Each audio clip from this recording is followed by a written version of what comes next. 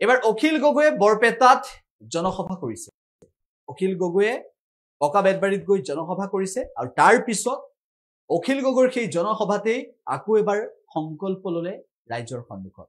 কিছু দৃশ্য আপোনালোকক এই মুহূৰ্তত দেখাব বিচাৰিছো যে অখিল গগৈয়ে জনসভাত অংশগ্ৰহণ কৰিলে আৰু এই জনসভাৰ মাজতে অখিল গগৈয়ে কেইবাটাও ঘোষণা কৰিছে লক্ষণীয় বিষয় হৈছে যে বৰপেটা জিলাৰ পকাবেদবাৰী সমষ্টিৰ পিঠানী হাইস্কুল খেলপথাৰত ৰাইজৰ দলৰ যি গণসমাৱেশ সেই গণসমাৱেশত অখিল গগৈয়ে অংশগ্ৰহণ কৰিলে আৰু অখিল গগৈৰ জনসভাত এনেদৰে হিলদল ভাঙি আজিও মানুহ অহা পৰিলক্ষিত হয়নে এটো কামতে মই লাগি আছো যে হিমন্তক 26ত খেদিম হিমন্তই অসমখন ধ্বংস কৰি পেলাইছে হিমন্তই অসমখনত জাতি আৰু জাতিৰ মাজত কাজিয়া লগাইছে হিমন্তই অসমখনত অশান্তি বিয়পাই দিছে হিমন্তই দুখীয়া মানুহৰ ঘৰ দেখিলে তেওঁলোকৰ বুলডোজাৰ পঠিয়াই ঘৰবিলাক ভাঙি দিয়ে হয়নে নহয় এখন চৰকাৰৰ আটাইতকৈ ডাঙৰ কামটো কি এখন চৰকাৰৰ আটাইতকৈ ডাঙৰ কামটো হ'ল ভোট দিয়া মানুহবিলাকৰ জীৱন আৰু সম্পত্তিৰ নিৰাপত্তা প্ৰদান কৰা হয়নে উল্টাই যি ভোট দিছে সেই জনতাৰ জীৱন কাঢ়ি লোৱা কামটোৱে কৈছে হিমন্ত বিশ্ব শৰ্মাৰ কাম সম্পত্তি কাঢ়ি লোৱাটোৱে কৈছে হিমন্ত বিশ্ব শৰ্মাৰ কাম যদি কৰবাত সংখ্যালঘু মানুহে নদী খহনীয়াত পৰি এক কথা মাটি যদি কৰবাত অকণমান চৰকাৰী মাটিত সোমাইছে হিমন্তৰ মাথাটো পাগল হৈ গৈছে লগে লগে সেই মানুহজনৰ ঘৰলৈ পুলিচ পঠিয়াই দিছে সেই মানুহজনৰ ঘৰ ভাঙি দিছে আৰু সেই মানুহজনৰ জীৱন সম্পূৰ্ণৰূপে ধ্বংস কৰি দিছে দিছে নে নাই আৰে মুখেৰে ভালকে নেমাতাচোন আপোনালোকে দিছে নে নাই যদি দিছে তেতিয়াহ'লে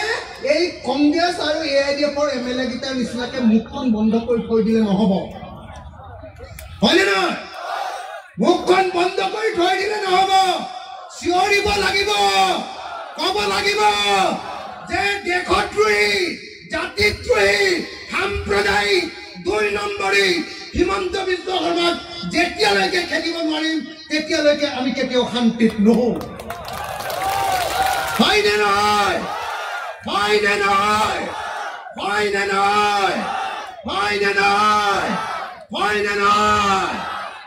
সেইকাৰণে শ্ৰদ্ধেয় ৰাইজ আপোনালোকৰ ওচৰলৈ আহিছো যে 2026 চনত বিজেপিক অসমৰ পৰা খেদিব লাগিব আৰু 2026 চনৰ পৰা অসমৰ হিন্দু মুছলমান খ্ৰীষ্টান জৈন বৌদ্ধ শিখ পাৰ্চী যিমান মানুহ আছো সবৰে মিলা প্ৰীতিৰে শান্তিৰে থাকিবলৈ পাব লাগিব হয়নে নহয় সকলোৱে কাম কৰি ভাত খাবলৈ পাব লাগিব হিন্দু মুছলমানৰ কথা কয় ৰাস্তা নবনোৱাকে থাকিলে নহ'ব হিন্দু মুছলমানৰ কথা কয় স্কুলবিলাক চৰকাৰীকৰণ নকৰিলে নহ'ব ৰাস্তাবিলাকে হিন্দু মুছলমানৰ কথা কয় হস্পিটেলত ডাক্তৰ নিদিয়াকে এনেকৈ হস্পিটেলবিলাক এনে বেয়া কৰি পেলালে নহ'ব হয়নে নহয় ৰাইজ হয়নে নহয় সেইকাৰণে মই আপোনালোকক ক'ব খুজিছো যে যেতিয়ালৈকে আমি হিন্দু মুছলমানৰ দিব নোৱাৰিম তেতিয়ালৈকে অসমত এটা ভাল ৰাস্তা পোৱাটো কেতিয়াও সম্ভৱ নহয় কথাটো বুজিছে যেতিয়ালৈকে হিন্দু মুছলমানৰ ৰাজনীতি কৰি থাকিম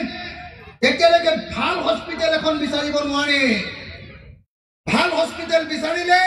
লগে লগে হিমন্তই হিন্দু মুছলমানৰ কাজিয়া লগাই দিব নিশ্চয় ড্ৰাইভাৰ হয়নে নহয় যিকোনো খবৰৰ বাবে যোগাযোগ কৰক